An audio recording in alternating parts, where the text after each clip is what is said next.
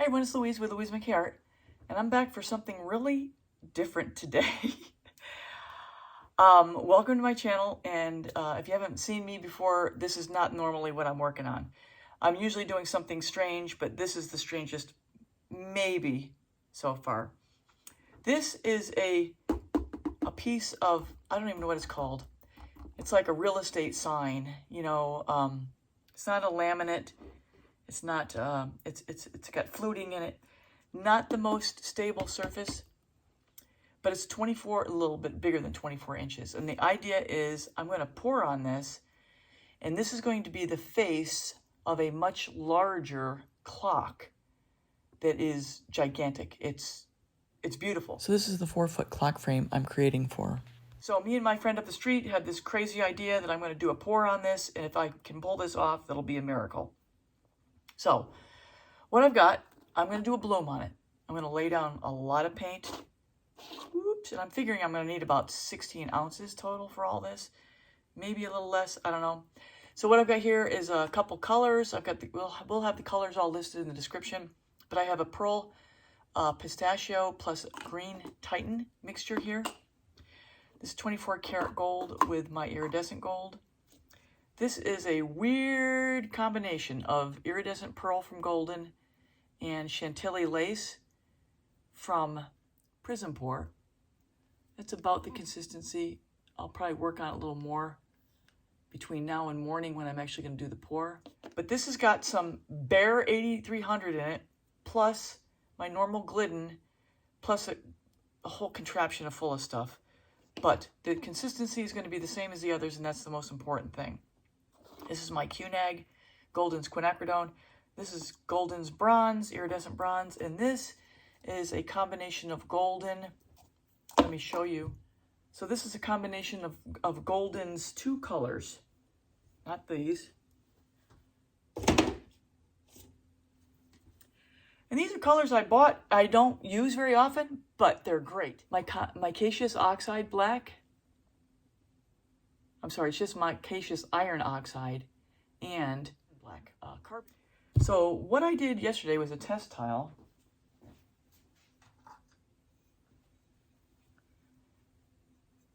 And that's what it looks like. Just beautiful. I don't know if you can see it in the light.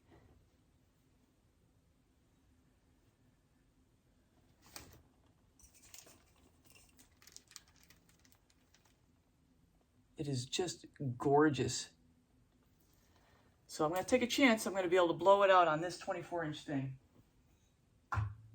So the plan is tomorrow I'm going to lay down my pillow, lay down the paints, and let her go.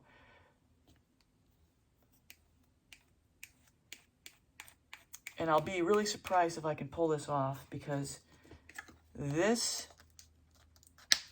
substrate is not, it's not a solid piece. It's not like an MDF board. And let me show you what I've got it on. I've got it on a contraption. I'm crazy about contraptions. So I've got this crazy spinner that I've rigged up with my neighbor up the street and a piece of iron underneath. And I'm going to lay this on top and we'll see what we get. And it's pretty level. I've leveled it and I've checked it, and it's actually pretty good. It's pretty good here. And I already have the place where I'm going to be staging it. I've already leveled it out, so I'm going to have support on all sides. So my biggest worry about this is the paint wanting to just run off the sides if it's got a low spot. So let me get started here. I'll see you in the morning, and we'll hopefully get this thing done. All right, be down in a minute. Good morning, everybody. The moment of truth has come, and without any delay, let's get going. So I can't keep waiting here. Woo! I'm gonna use a lot.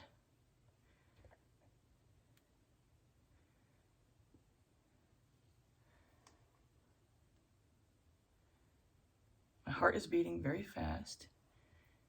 And I have a little secret. One of the things I like to do before I start a pour that's a challenger, I like to play some music and do a little dancing. Yes.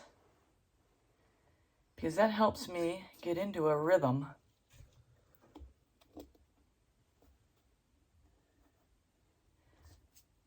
And I don't know if I'm fully level.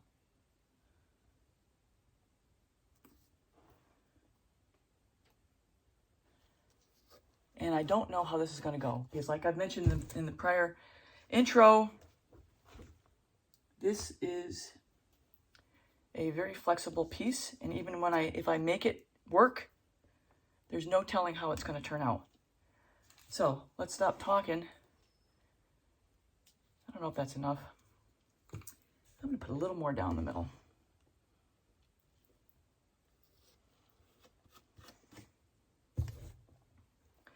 Got my big hair dryer over here, and I have no condenser on it this time.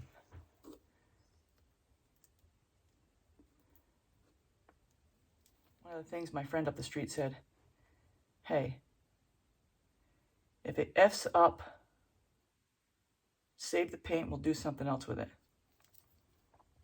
So, with that kind of advice, what can I do wrong, right? I have nothing but upward potential here. So I want to make sure I put enough paint down.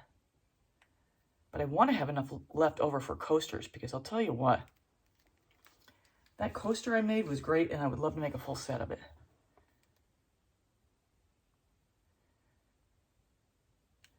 So I apologize. I just like working off the stick.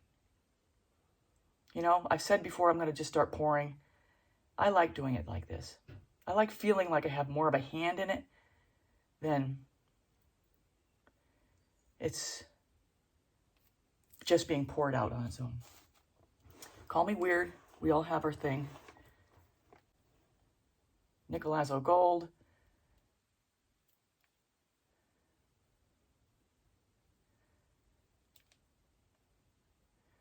Make sure I get enough down.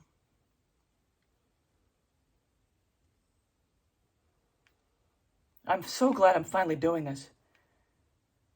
I've been like 4 or 5 days just contemplating, you know, and that's just a bad place to be. This is my weird combination with Behr in it, Josanya, Glidden, the kitchen sink, as Angela Bliss would say. A little of everything. This is my golden iridescent and my Prizm Pour Chantilly Lace.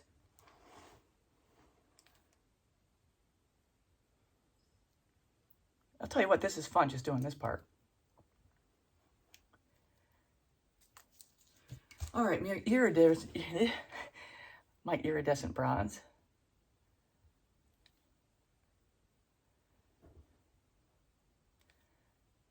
I want to make sure I have enough color. And this clock, when it's done, is going to be huge. And hopefully, I can make this work.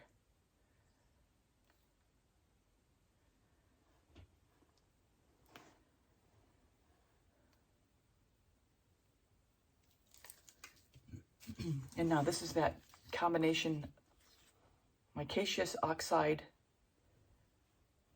I think it's called Micaceous Oxide, and Carbon Black. Very bold, deep black. But the Micaceous Iron Oxide, it's kind of a softish black, but it has a shimmer to it. And I don't ever see many people talking about using this color, but I'll tell you, I think it's a winner. Put a little more right in the middle.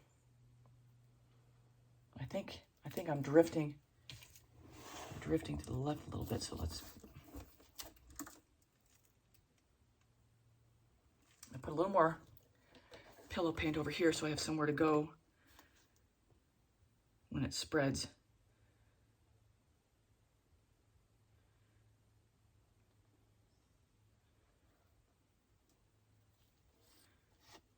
Okay. All right, about to do the cell activator. And then I got my step stool here. Let's get a perch and see what it looks like. Still need to go this way a little bit.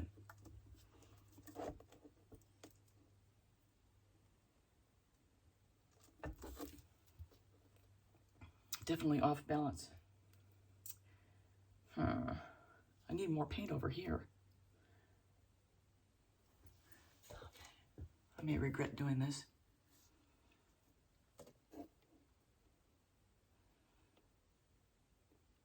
I just want to make sure I have enough place for when it spreads, it has a place to flow to instead of just flowing straight down onto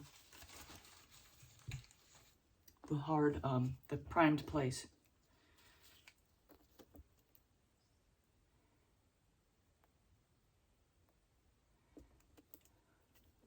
Dead center, okay.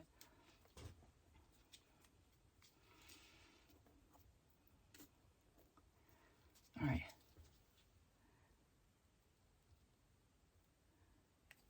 Here's my white. Black.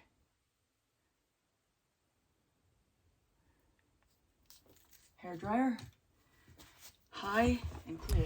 All right, everyone, so far I've had everything on regular speed, and I'm going to keep the blowout on regular speed, but as soon as we get done with that, I am going to have to speed up and cut, because I'm already at 12 minutes, and I haven't even blown it out yet.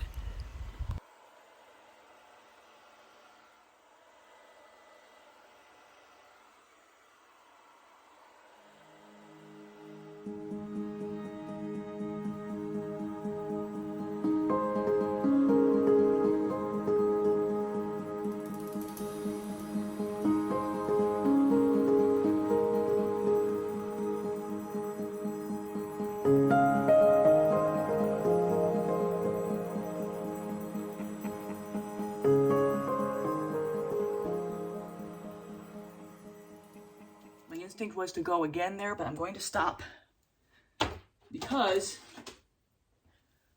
I don't want to go into the pillow. I don't want to go into the pillow, but what I will do right now, I'm going to blow in the middle.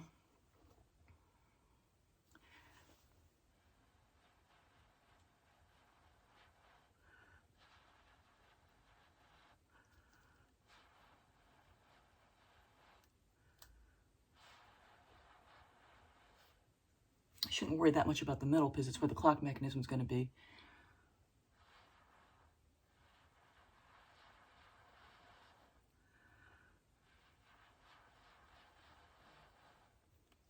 But it seems like a good practice. Now, when I did the coaster, I worried about the green not showing up. Well, when you spread it, that green's going to pop out. So I'm just spreading the pillow now, so as I start to spin, it'll have a place to go. So I'm going to jump ahead here right past the rest of this spreading the paint out. So I'm showing you the speed in which I'm spinning and will be spinning, but I'm going to have to pick up the pace here because I'm way over time. I guess if you're watching based on the square inch, this video is not too long. But I'm going to pick up the pace and also cut out some pieces because I've basically got the composition where I want it to be. And now it's just a matter of starting to spread it and embellish ever so slightly as I go.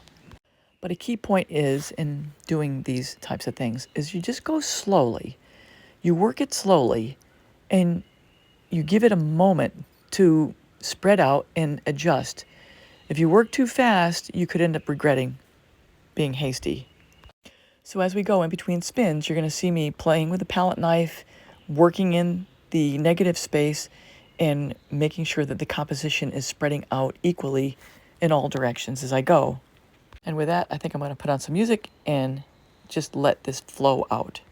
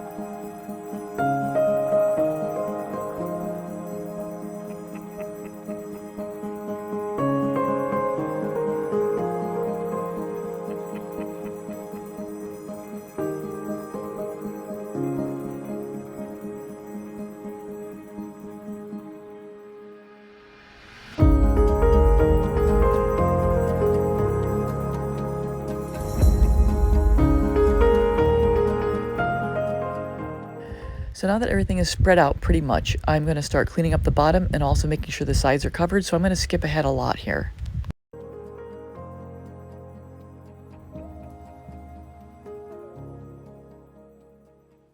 So for this spin, I'm going real speed so you can see how slowly I really am going here.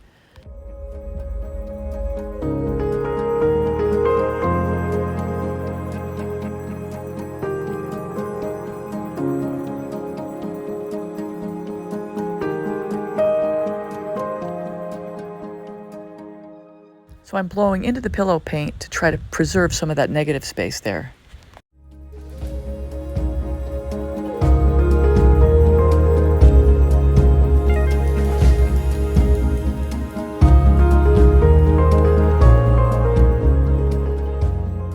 While I do want negative space, I also don't want it to just be blank space. So I'm adding a little bit of wisps through it so it looks a little bit more flowy.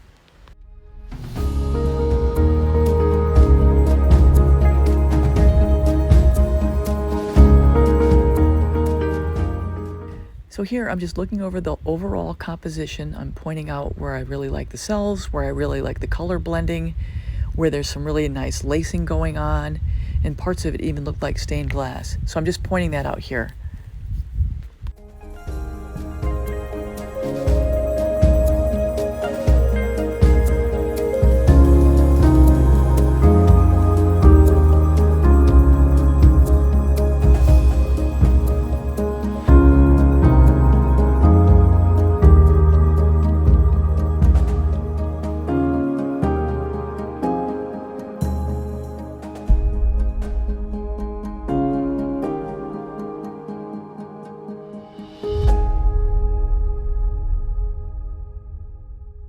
Wow, I'm really happy with it.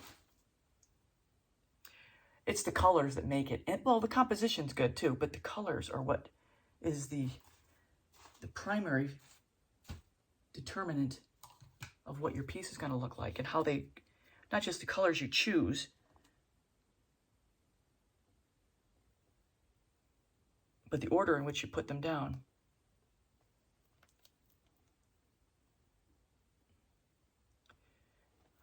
Can't tell.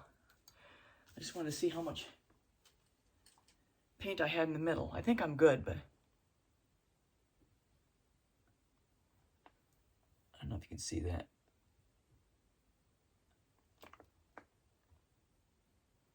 Might be between an 1/8 and a 1/16. Probably a 1/16. I'm going to stop. All right. So everyone, that's a wrap. I hope you enjoyed the video. This was quite the undertaking. Please subscribe, comment, like, and share. And this is the best picture I can get given the size of this thing being 4 feet across. And here is my friend, neighbor, and collaborator from up the road, Bruce Reeks, who assembled this in the final form. And it's currently on sale on Craigslist because it's too big to display in the art store. Thanks again for joining, everyone, and take care. Till next time.